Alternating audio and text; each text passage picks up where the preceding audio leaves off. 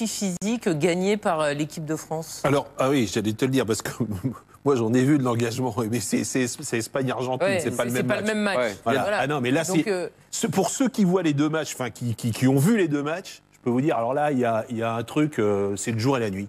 Donc c'est même pas le même sport. Je veux bien qu'il y ait les joueurs qui aient des éléments de langage, mais enfin, il faut les adapter au contenu du match. Parce que là, tu as appuyé sur play et il raconte une histoire qui n'a rien à voir avec le match qu'on a vu.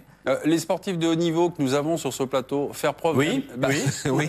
Étienne et moi. Donc. Je suis désolé, j'ai pas dit de top niveau, j'ai dit juste de haut niveau. Merci beaucoup Étienne, je soigne votre ego. Olivier Rouillet et Johan Micou, faire preuve d'amnésie comme ça, écarter un peu les mauvais souvenirs. Est-ce que c'est le propre finalement des déclarations des sportifs de haut niveau finalement pour se relancer? Allez, on va pas assister sur le match de la Colombie. Alors moi je vais parler de mon époque parce que les époques, je pense qu'il y a une différence qui est fondamentale, c'est que maintenant les joueurs sont systématiquement briefés avant d'aller dans les conférences de presse ou de passer dans la zone mixte, et ils savent ce qu'il va dire. Nous, à notre époque, c'était brut de béton, quoi. Freestyle. On sortait, on avait même les journalistes qui rentraient dans le vestiaire. Mais c'était bien, c'était spontané, c'était extraordinaire. Alors, il y a certainement eu quelquefois des langues de bois, mais je pense qu'on était un tout petit peu plus, alors peut-être que je me trompe complètement, mais on était un tout petit peu plus réaliste qu'eux. Et on n'avait pas peur de dire, bah oui, on a été nuls.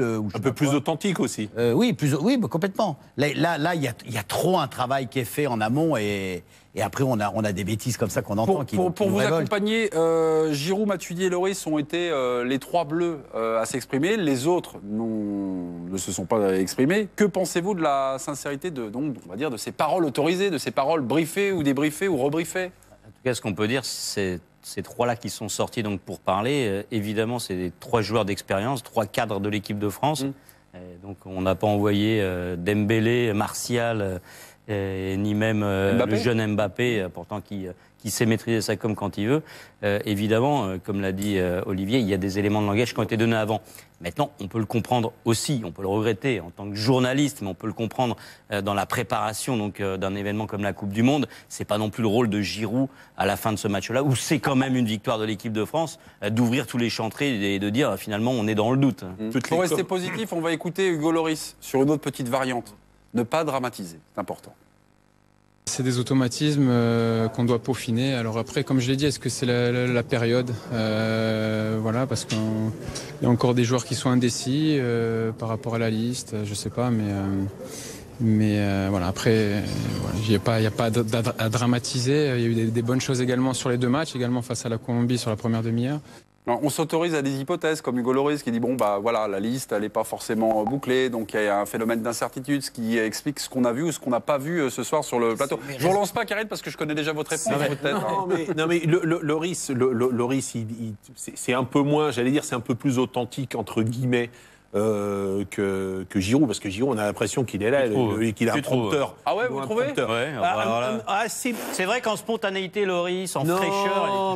Non, mais il y a des trucs... mais c'est un peu plus vrai ce qu'il dit. Voilà, c'est un peu plus vrai. Si c'est plus vrai, tu sais quoi? Si c'est plus vrai, c'est beaucoup plus inquiétant, parce que si les joueurs qui ont quelque chose à prouver pour être dans la liste des 23, ils sont inhibés par ces matchs-là, qu'est-ce que ça va être en Coupe du Monde? Il y a toujours quand même un enjeu, donc il ne faut pas qu'ils viennent. Hein. Non mais peut-être, mais en même temps, il est possible qu'ils le soient. Je veux dire, un Pavard ou un Hernandez qui jouent leur premier match, ils sont peut-être un peu plus inhibés que d'autres. Mais ce que je veux dire, c'est que cette com, de toute façon, on sait que elle existe. Maintenant, c'est simple, il n'y a plus d'authenticité nulle part. Ni avant le match, avec les confs de presse d'avant-match, ni après le match avec les zones mixtes ou quoi que ce soit.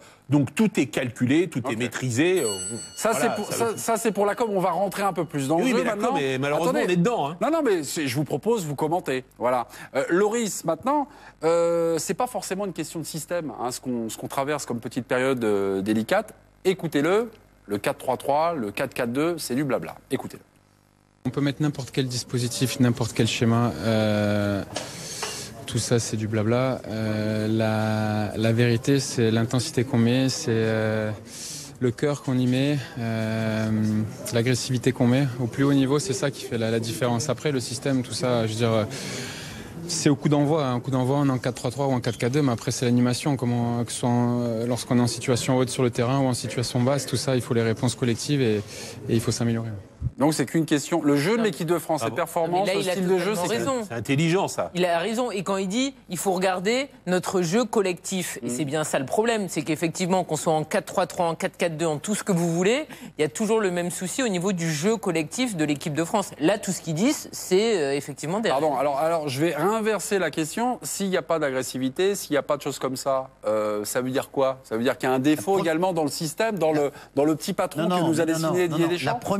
La première des choses, mais c'est le rythme, le rythme que vous mettez au jeu.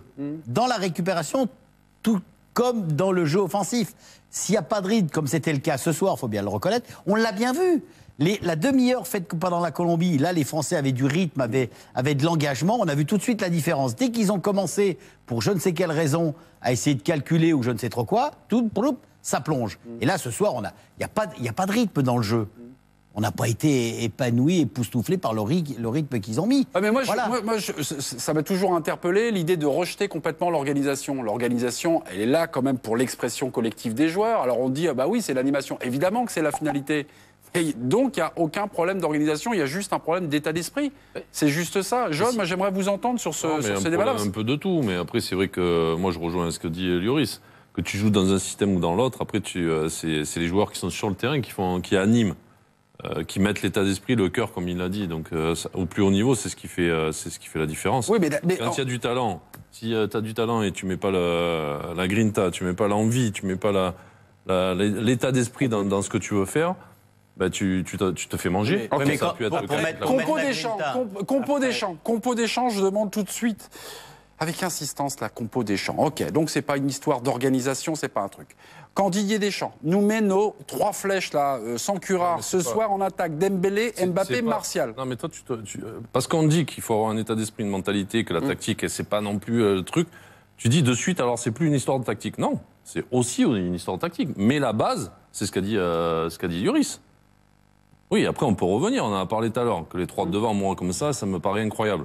Maintenant, si dans l'état d'esprit, si dans la mentalité, si dans l'impact de partout sur le terrain, ils peuvent quand même s'exprimer. Mais c'est pas avec cette équipe-là, pour moi, que tu vas pouvoir bouger. Ça vient d'où l'idée? Excusez-moi, pardon de vous cuisiner, Olivier. Ça vient d'où l'idée de jouer ensemble, d'y aller, voilà, ça vient d'où? Enfin, ils sont en équipe de France, tout va bien, il y a le mondial, il y a machin, ça vient d'où? Ou c'est des leaders sur le terrain, ou ça dépend. Là, apparemment, des leaders, il n'y en a pas trop. Le coach change aussi régulièrement. Donc c'est difficile de trouver une ossature. Le coach ne change pas, le coach il est toujours là. J'ai bien compris ce que tu veux dire. Mais le problème de cette équipe de France, et Lloris, il est gentil, mais il dit bon, ça dépend de l'état d'esprit sur le terrain, c'est pas le système de jeu. Moi je pense que le système de jeu a un petit peu d'importance quand même.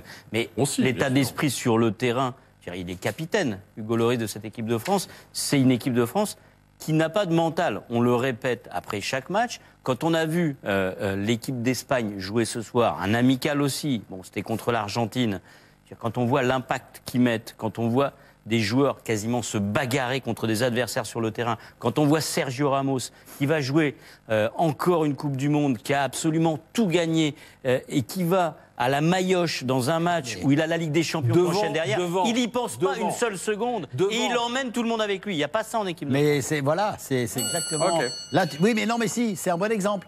Non, mais vous concluez. Non, mais par rapport à la question, c'est le super exemple, Sergio Ramos. Parce que c'est quand même, quand on le regarde tous autant qu'on est, on a tous la définition que vient donner Étienne, on l'a tous. Et quand t'es un mec comme ça dans ton vestiaire, excuse-moi, mais qui tramonne un petit peu dans le vestiaire avant de rentrer sur le terrain, t'as vite fait de comprendre. T'as vite fait de comprendre. Combien il y en a des Sergio Ramos aussi? Pas beaucoup. Eh oui. Ah non, mais je suis d'accord. C'est un joueur d'exception. Une fois qu'on aura dit que Sergio Ramos est un joueur d'exception... Non, mais dans d'autres sélections, tu as des joueurs différents. Mais c'est vrai que quand tu as un mec comme ça, excuse-moi... Voilà. Après, moi, j'ai jamais compris. Alors, j'ai rien contre Hugo Lloris. Allez-y, mon petit. J'ai ton émission, je suis allé. Hugo Lloris en particulier, mais je ne comprends pas qu'on mette un gardien capitaine. J'ai jamais compris ça. Ok. Ah, donc c'est intéressant. Si. Bah, c'est- en tout cas, c'est dit. Ensuite, alors, Non, mais ça, c'est- je pense que nous, les joueurs. Surtout Alors, quand c'est un gardien moi, un peu introverti. Moi, j'ai- non, mais non, même, mais il a ça n'a rien raison. à voir Mais il a avec raison. lui. Nous, les Je dis, joueurs. un capitaine, ça doit être un mec qui doit être dans le cœur du jeu. Tout à fait. Ou Je pense derrière que- ou au milieu, mais il doit être là Alors, avec les autres. Le gardien a un peu un rôle qui était le particulier. capitaine des champions du monde allemands Neuer. Non, mais ça change pas. Après, il y avait des leaders aussi sur le terrain en Allemagne. Mais ce que je veux dire, c'est que si ton gardien est aussi un leader, ça peut aider. Oui, mais après, c'est Ah pas. bah oui. C'est Un leader, y compris dans c'est la double peine. Rappelle-toi Non, mais ce je que suis d'accord, mais faisait ça, Neuer au tu me pied. sors une exception. Ah bah oui, mais là, on parle de Sergio Ramos qui est une exception, pas de Neuer qui est une exception. Le problème, c'est qu'en d'une équipe de exception France, il n'y a d'un pas gardien d'exception. capitaine Si, avec mais, les- si, qui mais tu fonctionne. les as eu les exceptions. Mais en mais tu les as eu, mais tu les as pas. Mais ça aussi, c'est cyclique. Mais en équipe de France, je suis désolé, mais en équipe de France, tu les as eu. Et qu'on veuille. Non, on termine, c'est parce que Bien là- sûr, mais vous êtes en train de terminer là. Mais non, mais là, on est dedans, En c'est bien. équipe de France, qu'on le veuille ou Mais non. non, mais oui, bah, on a eu Zidane, on a eu quand même mais on les a Platini. eus, c'est ouais, passé, mais c'est vachement. Olivier, oui, c'est mais j'entends passé. bien. Mais j'entends bien. Mais c'est ce qui nous manque. Mais bien sûr, à l'heure mais c'est- actuelle. on est tous d'accord pour dire ça. Et c'est ce qui manque, c'est ce qu'ils ont là. C'est là ce qui nous manque. Ok, Platini Coronets, n'était pas quoi. forcément un leader. Mais tu rigoles ou quoi? Merci, je reprends Non, la main. mais dis donc, tiens, Je zéro, reprends la main. zéro. Allemagne-Brésil ce soir. Eh bien, la victoire du Brésil, 1-0. Vous allez voir le but